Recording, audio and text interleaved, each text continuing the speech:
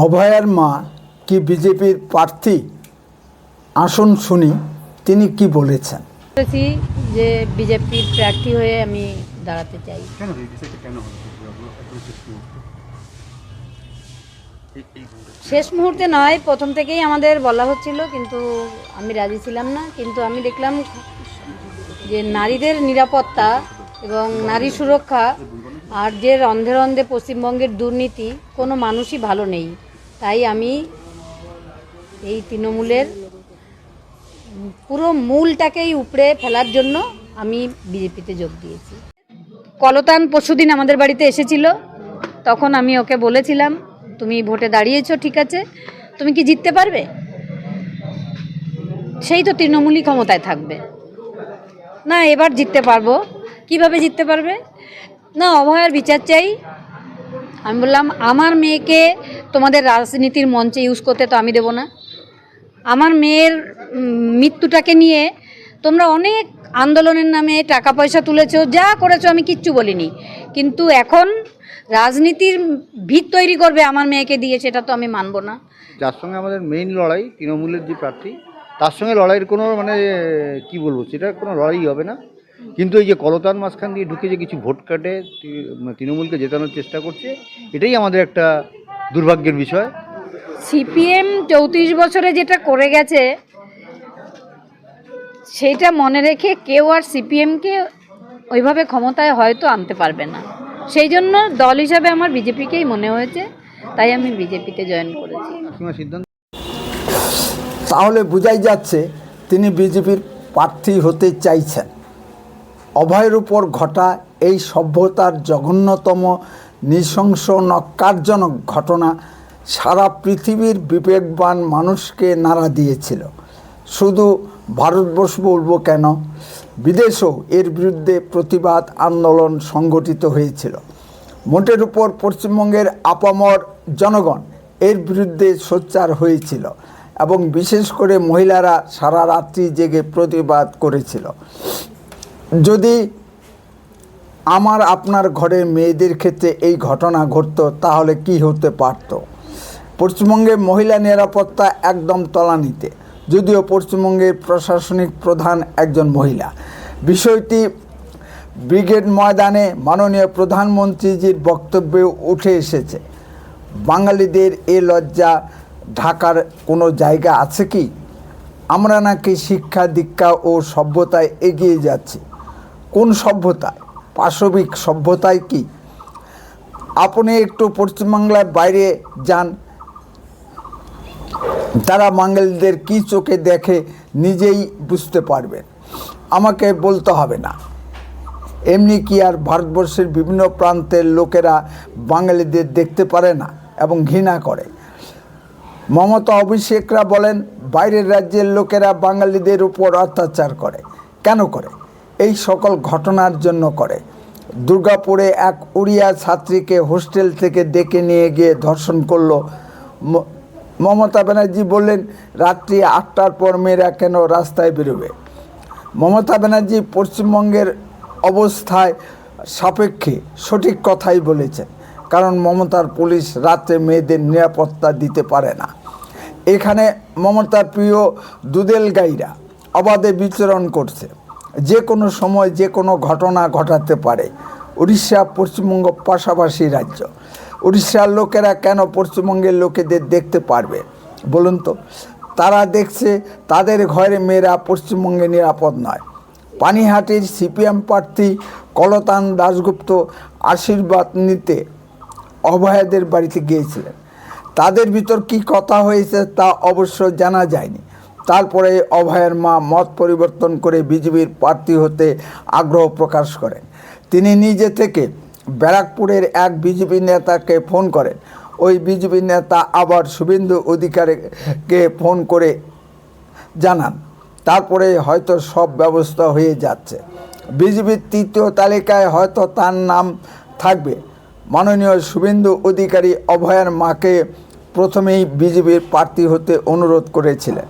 তখন তিনি রাজি ছিলেন না, কারণ অভয়ার হত্যাকাণ্ডে তৃণমূলবাদে সকল বিবেকবান মানুষ দলমত নির্বিশেষে প্রতিবাদে সোচ্চার হয়েছিল। হয়তো এই কারণে অভয়ের মা রাজি ছিলেন না। পশ্চিমবঙ্গে ক্রমবর্ধমান নারী নির্যাতনের বিরুদ্ধে বিজেপির মহাকরণ অভিযানে অভয়ের মা সামিল হয়েছিলেন। সঙ্গে ছিলেন প্রতিবাদী মুখ সন্দেশখালীর রেখা পাত্র। পুলিশ তাদের সঙ্গে অভব্য আচরণ করেছিল। রেখা পাত্র এর তীব্র প্রতিবাদ করেছিলেন। এই হলো পশ্চিমবঙ্গের পুলিশের চরিত্র। অতি বাম ও বামপন্থীরা অভয়ের মায়ের বিজেপিতে যোগদান নিয়ে গেল রব তুলছেন। একজন মহিলার কি স্বাধীন মত থাকতে পারে না? হয়তো ভেবেচিন্তে সিদ্ধান্ত নিয়েছেন, এতে দোষের কি আছে? এটা ঠিক আছে যে তৃণমূল বিরোধী সকলেই একজোট হয়ে এই জঘন্য ন্যাক্কারজনক ঘটনার প্রতিবাদ করেছিলেন। আর তাতে কি অভয়ের মায়ের মাথা কিনে নেওয়া হয়েছে? তার মতামতকে কেন আমরা সম্মান জানাতে পারি না? অভয়ের দেহ আটকানোর পিছনে যেমন সিপিএমের মীনাক্ষী মুখার্জিদের ভূমিকা ছিল, সেরূপ বিজেপির অগ্নিমিত্রা পাল ও কৌস্তব বাগচিদেরও ভূমিকা ছিল। এটা ভুলে গেলে চলবে কেন? একজন স্বাধীন মতামতের উপর কি আমরা চাপ দিতে পারি? নমস্কার, আপনারা শুনছেন উত্তরে কণ্ঠ। উত্তরে কণ্ঠ থেকে আমি প্রভাত বসাক, তুফানগঞ্জ, কোচবিহার।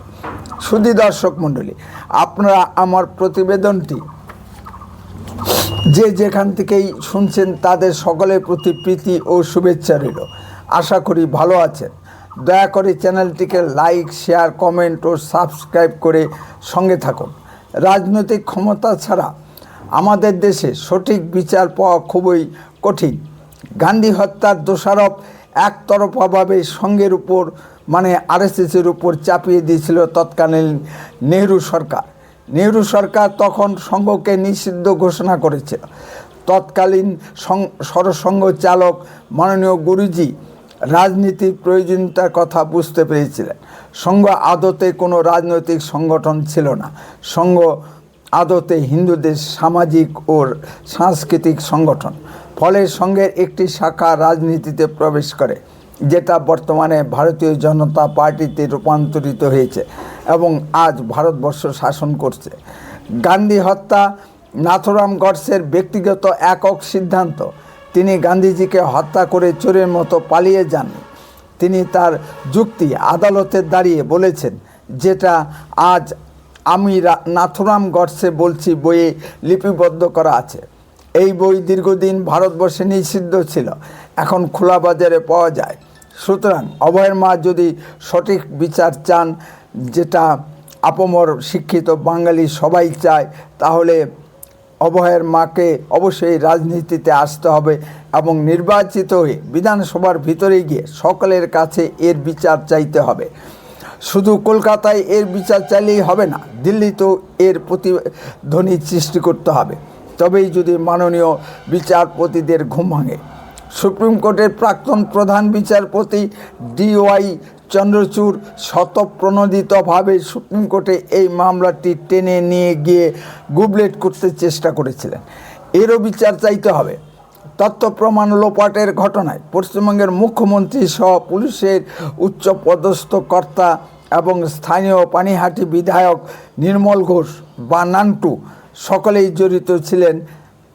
সকলেই ঘটনাটি ধামাচাপা দেওয়ার তালে নেমে গিয়েছিলেন।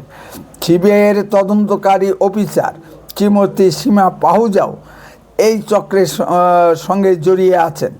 কার নির্দেশে অভয়ের দেহ তাড়াতাড়ি পানিহাটি শ্মশানে পুড়িয়ে দেওয়া হলো? থানায় আটকে রেখে কেন অভয়ের বাবা মাকে মৃতদেহ দেখতে দেওয়া হলো না? মাননীয় মুখ্যমন্ত্রীর কাছে এর জবাব আছে কি? বা মাননীয় মুখ্যমন্ত্রী এর জবাব দিতে পারবেন কি? মিনিটে মিনিটে আপনি কাকে ঝাড়গ্রাম থেকে ফোন করেছিলেন? ঘটনা ঘটার 5 দিনের মধ্যে IPS বিনীত গোয়েল ও ইন্দিরা মুখার্জিরা সব তথ্য প্রমাণ লোপাট করে দিয়েছিলেন। সব তথ্য প্রমাণ লোপাট করার পরেও এখনও যা অবশিষ্ট আছে তার ভিত্তিতেই সুপ্রিম কোর্টে পুনরায় নতুন করে মামলা শুরু হোক। তবে অনেক কিছু নতুন নতুন তথ্য বেরিয়ে আসবে। একা সিভিক পুলিশ সঞ্জয় রায়ের পক্ষে অভয়কে ধর্ষণ করে হত্যা করা কখনোই সম্ভব নয়। এর সঙ্গে বিশাল এক পাচার চক্র জড়িয়ে আছে। সারা পশ্চিমবঙ্গ জুড়ে জাল ওষুধ পাচার চক্র ও আরও অনেক কিছুই এর সঙ্গে জড়িয়ে আছে। মিজানুর রহমান হত্যাকাণ্ডে যদি তার ভাই নির্বাচিত হতে পারে বা নন্দীগ্রামে ফিরোজা বিবি যদি নির্বাচিত হতে পারে, তাহলে অভয়ের মায়ের নির্বাচনে প্রতিদ্বন্দ্বিতা করাতে দোষ কি? ডেড বডি তাড়াতাড়ি পুড়িয়ে দেওয়ার নায়ক স্থানীয় এমএলএ নান্টুর ভূমিকাই বা কী ছিল, তাও নতুন করে তদন্ত হোক। ওয়েল ডান আওয়ালাদের মুখোশ সমাজের সামনে খুলে যাক।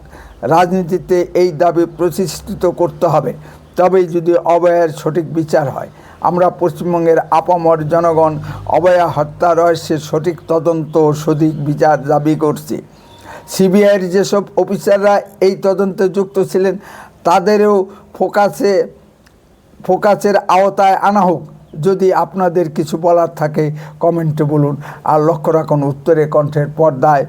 দয়া করে চ্যানেলটিকে সাবস্ক্রাইব করুন। বন্দে মাতরম, ভারত মাতা কি জয়।